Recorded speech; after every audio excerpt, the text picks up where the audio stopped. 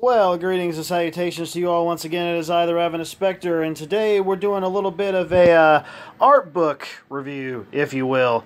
Yeah, you thought we were going to do a pickups video, but in a way I guess you could see this as being a pickups video, considering one of these, well, both of them are art books, but the other one is a little bit more in detail with, like, the game series, the history, different scripts behind it, enemy designs, character designs, things like that, so on and so forth. There's a lot of real interesting things about this. And yes, Loki, go ahead and just photobomb me.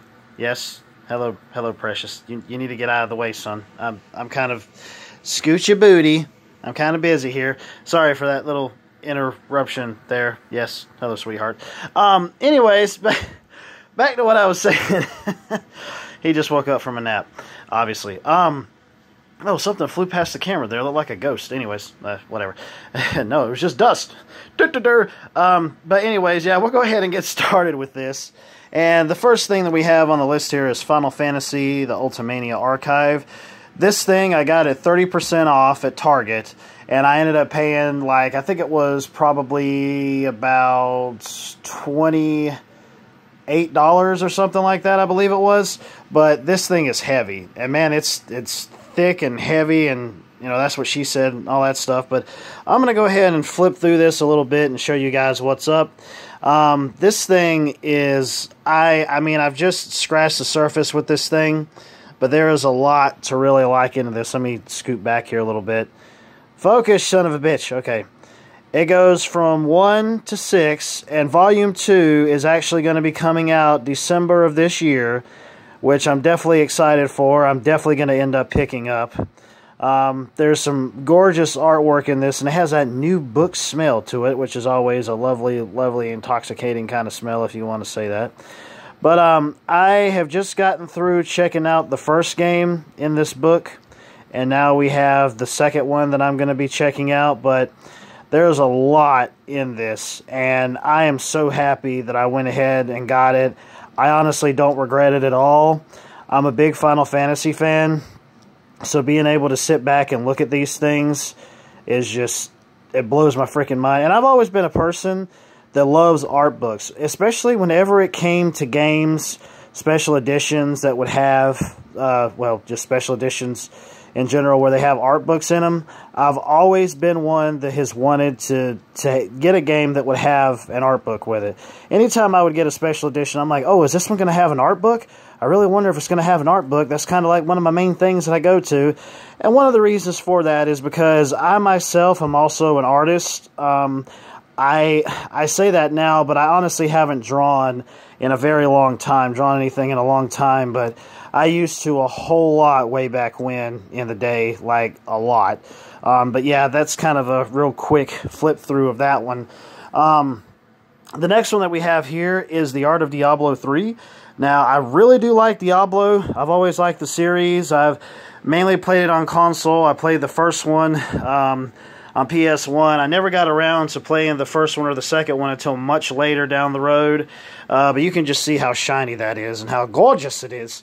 Gorgeous, gorgeous, gorgeous. You know, it's just really, really, really good. But anyways, I ended up getting this in a little package deal that came with the creating of Diablo 3, came with a Blu-ray and a DVD, which I think are both basically the same thing. It's just like on two different formats, if you will. Two different CDs, you know, DVDs, Blu-rays, whatever.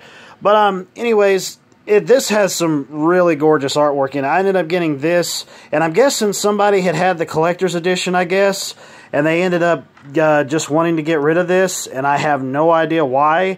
I don't even know if they watched the special edition DVDs or Blu-rays. Actually, I know that they didn't, I believe, because when I got it, this book and the special edition behind-the-scenes thingy was, it wasn't I can't talk today.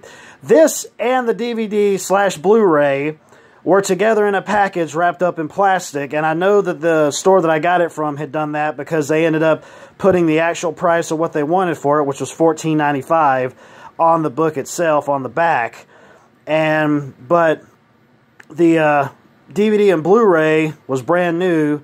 It wasn't even open. I don't even think unless they ended up doing it there at the there themselves at the store, which I really doubt that they did.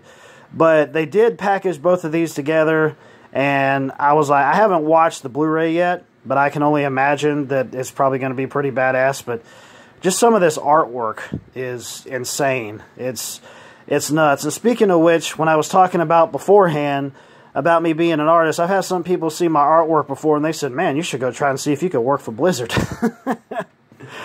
Yeah, I was like, oh, well, that's very, very lovely of you to go and say something like that. But, yeah, these are the two little art books that I ended up getting, which they're both gorgeous. I'm still going through the Final Fantasy one. Went through the Diablo one like a day or two ago. Gorgeous, gorgeous stuff, for sure. But, I wanted to go a little bit more into detail. About, me when I was an artist. Well, I still am, but I haven't really drawn in a long while, as I mentioned before, and I don't really know why. So, just 1 second. Well, that did not go exactly as I had planned. I was trying to see if there was some way I could flip my phone around for everybody to be able to see my lovely face as I was talking to them regarding the artwork and writing and whatnot, because that was one of the main things that I also had done, was I also did writing as well, which the characters and things that I had drawn had a real significance in terms of the stories and things that I was creating. The stories I would create would be the characters I would create, and so on and so forth. I had like a real elaborate storyline that I was going through that I was trying to come up with, and different elaborate characters and things that I was trying to contend with as well, and that I was trying to create. But I think maybe at some point I may actually end up showing some of my drawings on here that I've had for years on end now. So yeah, I really want to be able to showcase those, but I just really haven't been able to.